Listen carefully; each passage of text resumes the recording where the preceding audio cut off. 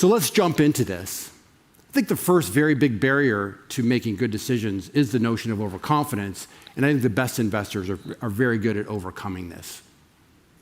Now, it turns out overconfidence, which is often considered the root of all problems, comes again in different varieties.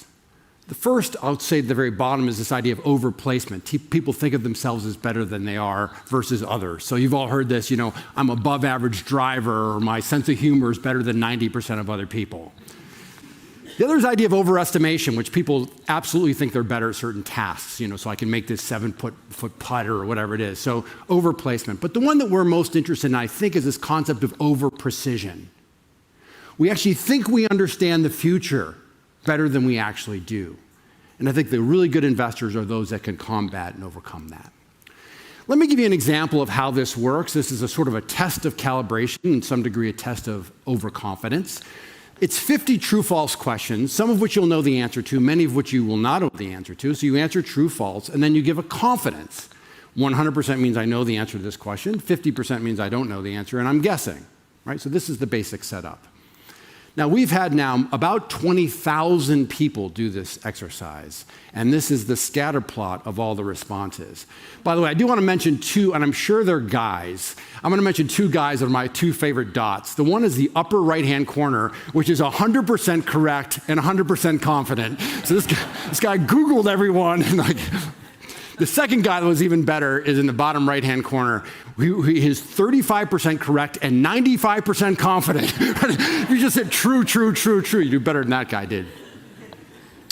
Now, the goal of this exercise is not to be right about every question. If you can be right, that's great. But the goal of the exercise, as you might imagine, is to know what you know and to know what you don't know. The goal of the exercise is to lie as close to the 45-degree angle line as possible.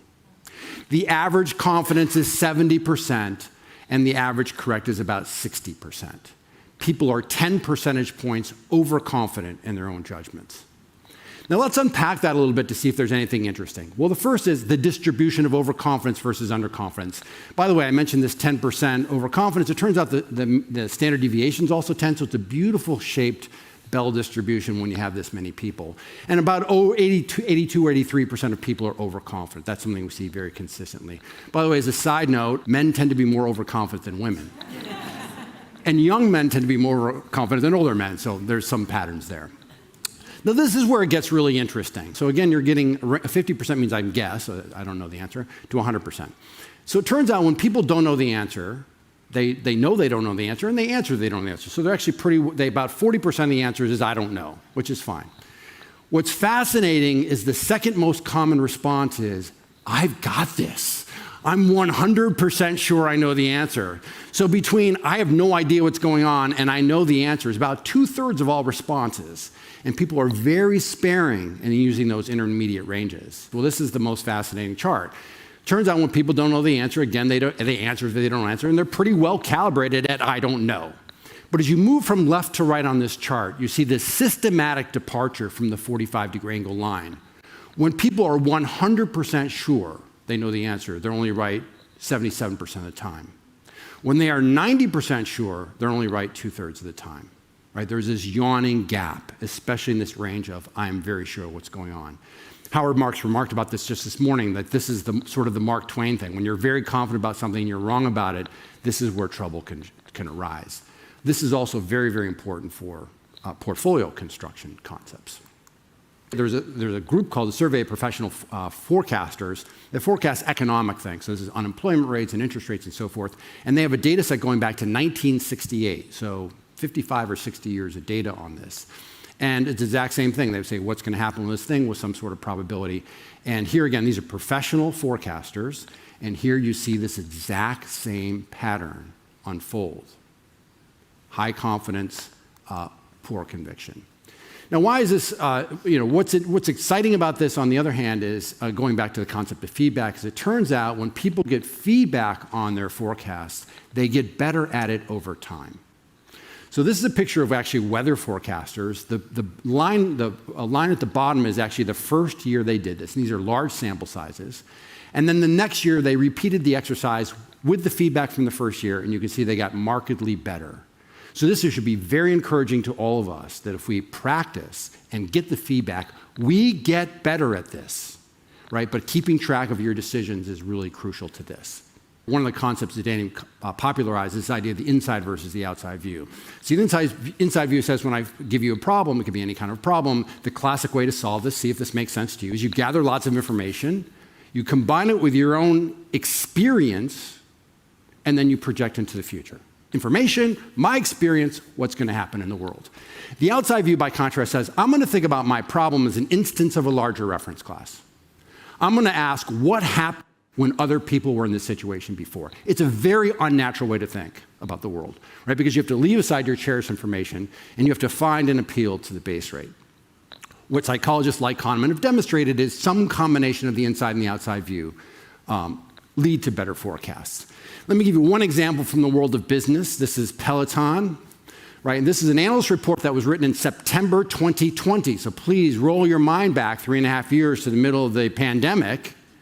They were doing great because everybody wanted to exercise while they were at home. They had just finished a blockbuster year, 2020. And the analyst wrote in his report that our base case scenario is they're going to grow revenue 30% for the next decade. So that's his inside view. Now, the question you are going to ask, hopefully using the Danny Kahneman mindset, is how many companies with $2 billion of turnover grew 30% a year for 10 years? And here are the data on this. You can see the average is about 6%. The standard deviation is a little bit more than that. This is the guy's base case. So you might say if he's wildly optimistic, he should certainly have a scenario for that. But that certainly would not be your base case. There's a great quote from Danny Kahneman, by the way, which really applies to investors. He says, people who know information about their own individual circumstances feel no need effectively to appeal to the base case, the reference class to which it belongs. Right? You feel like I've done the work. I don't need to know what happened in the rest of the world. When we know combining these two things is very powerful. So why do we do this? A few reasons. One is, Annie just mentioned one of them, but one is called three illusions. One is called the illusion of superiority. We tend to think of ourselves as better than those around us. By the way, why do I have a picture of Mother Teresa? 25 years ago, U.S. News and World Report did a survey of 1,000 Americans, and they said, what's the probability of going to heaven? And they talked about, like, they asked about Michael Jordan and all these people. Anyway, Mother Teresa scored 79%, which seemed a little low to me, by the way. But this is the best. Mother Teresa, 79. They said, you, survey answer, what is the probability you'll go to heaven? 87%. Mother Teresa, I promise you, I would not answer higher than Mother Teresa. The second is the illusion of optimism. We tend to be very optimistic about our outcomes that are important to us, and so as a consequence, we tend to over-calibrate our success. And then the illusion of control. This is good. When we deem ourselves in control of a situation, we think our odds of success are much higher than they are objectively. It turns out when they go to Las Vegas, watch people rolling dice, when they want high numbers, they throw them really hard. And when they want low numbers, they throw them very gently. It doesn't work, by the way, but just this idea of being in control of the situation. Here's the last thing I'll say on this, which you can all relate to, which is this is statistical thinking. And it turns out in the real world, what carries the day are stories. Your parents told you stories. You tell stories to your children. Stories move people. Stories teach people. Stories are memorable. Statistics are not. So this is an interesting experiment where they went to people and they said, you have a horrible disease. You have a treatment alternative. It's always 50-50. So you have that in your back pocket. And then they said, we're going to give you, or they're going to show you one of four alternatives, 30, 50, 70, or 90% probability of success. But the key is they paired it with a story that was positive, negative, or neutral about someone like you, right? If you give people a positive anecdote, they select the 30% effectiveness. Now, 30 versus 50, they select it almost 8 out of 10 times. If you give them a negative anecdote, they select the 90. Now, 90 versus 50, they select it less than 4 out of 10 times. The stories swamp the statistics in people making decisions. By the way, extremely important as leaders, very important for you as you think about stocks and narratives that go around them. Let me now turn to the second major problem. This is very much involved with what Annie was just talking about. I'm going to say it's confirmation bias.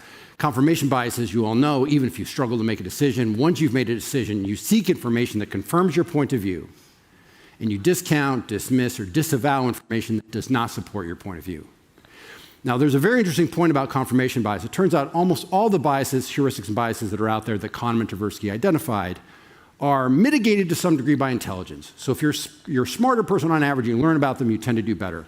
The one that's not true for is confirmation bias. This affects everybody no matter who they are and how bright they are. 2005 was the first chance I ever had to meet Danny Kahneman.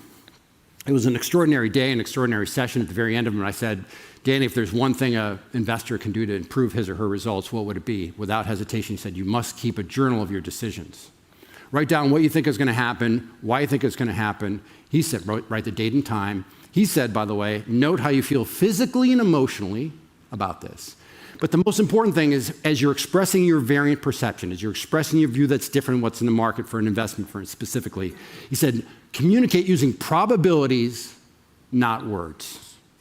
Because if you use words, they're going to be vague enough that you can massage them after the fact. But if it's a probability, it allows you to keep score. And here's the one thing I would say. If you're going to do a probabilistic forecast, you want three elements. One is an outcome that we can agree upon. Second, within a specific period of time. And then with some probability. So you might say, for example, there's a good example. Tomorrow, there's an 80% chance it's going to rain tomorrow, right? So that would satisfy that. If you have those three ingredients, you are in business for doing probabilistic forecasts. I did a survey with my older son. We put out 23 common words or phrases to a population of people, and we asked them to say, what's the associated probability you would assign to this word or phrase? And what you can see, the answers are all over the place, especially with the cognate. Now, this is for maybe native English speakers, but the cognate possible. If you say something is possible, people interpret this in extraordinarily wide ranges. So the reason you want to avoid words like that, it's a serious possibility we'll have a recession next year or whatever it is because A, you're not going to be able to keep track of your forecast and you're going to weasel out of it after the fact. But B, if you're communicating with someone, they may hear something very different than what you mean. And that's crucial. Now, the last aspect of this is, this came up a little bit before, but I think it's fascinating in Adam's comment. Is this guy I love. His name is Keith Stanley. He wrote a book in 2009 called What Intelligence Tests Miss. It's not the snappiest book title of all time, but it's very descriptive of the content. And what he argues is there's this thing called IQ, and more of it tends to be better than less of it, that's fine. And there's a thing he calls RQ, rationality quotient, the ability to make good decisions. He says that's really what's important. And we all know this, right? You've all gone to school, people who did really well in school and not so well in life. And we all know people who are not very good in school, but very good at life. This is this RQ, IQ. So what is RQ all about? It turns out there are two components to it. One is called instrumental rationality, which is a fancy way of saying you can achieve your objectives given your constraints. The way we think about this in economics is the axioms utility theory. The second one's the one I think we care about, and that is this idea called epistemic rationality. It's a fancy word of saying, how accurately do your beliefs map to the world? And by the way, you woke up this morning with a certain set of beliefs of how the world works. You wandered around. Information confirmed it. Some information may have disconfirmed it. What did you do in the face of that evidence? So here's a quote from Phil Techlock. Beliefs are hypotheses to be tested, not treasures to be protected. The best investors take that to heart. Beliefs are hypotheses to be tested, not treasures to be protected.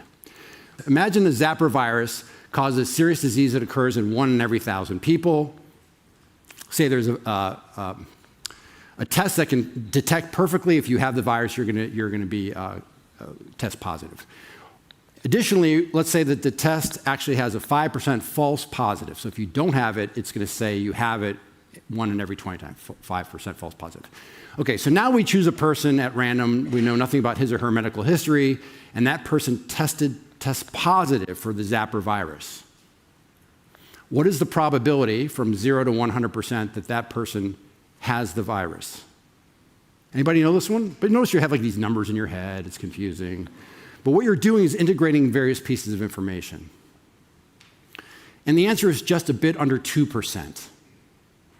And let me explain how to come up with that very quickly in a way that's easy to reframe the problem. Let's say there are 1,000 people, we're going to test all of them. First person, we're going to test the person that has the virus. They test positive, we put them in the denominator. We're then going to test the other 999, 5% of which will test positive. We put them in the denominator. So now our denominator is 51. We said we picked one person at random, they tested positive, 1 over 51, that's your 2%. Right? When I say it that way, it's easy to follow, no? But you're integrating different pieces of information, and that's what great investors are able to do quite effortlessly.